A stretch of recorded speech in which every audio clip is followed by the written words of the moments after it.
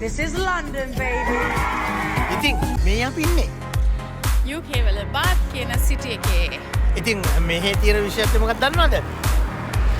මේක ඇත්තටම තියෙනවා ඒ කාලේ අවුරුදු 1000කට විතර කලින් ආපු රෝමන්ස්ලා හදපු උණු වතුර තටාකයක්. තටාකයක් කියන්නේ ඇත්තටම මේගොල්ලෝ මේක නාන්න තමයි පාවිච්චි කරලා තියෙන්නේ. නාන්න තටාකයක්. ඉතින් ඇත්තටම ස්වභාවික උණු වතුර උල්පතක් පාවිච්චි කරලා මේගොල්ලෝ රජුරවන්ටයි මේගොල්ලන්ටයි නාන්න තටාක 3ක් හදලා තියෙනවා. ඉතින් ඒක උණු වතුර අදටත් අන්ලිමිටඩ් ලිමිට් එක නැතුව ලීටර් ලක්ෂ ගාණක් අදටත් එනවා.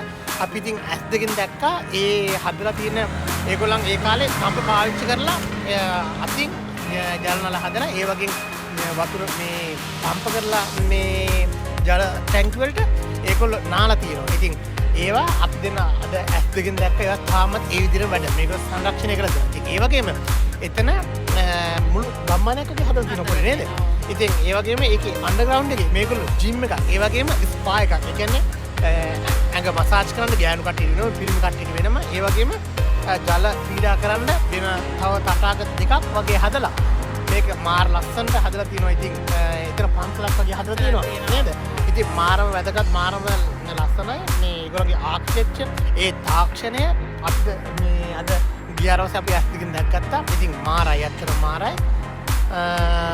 ඉතින් මේක වැඩි විස්තර අපේ YouTube channel එකේ බලාගන්න අපි ඉදිරි සතියේ අපි ඒක අප්ලෝඩ් කරනවා.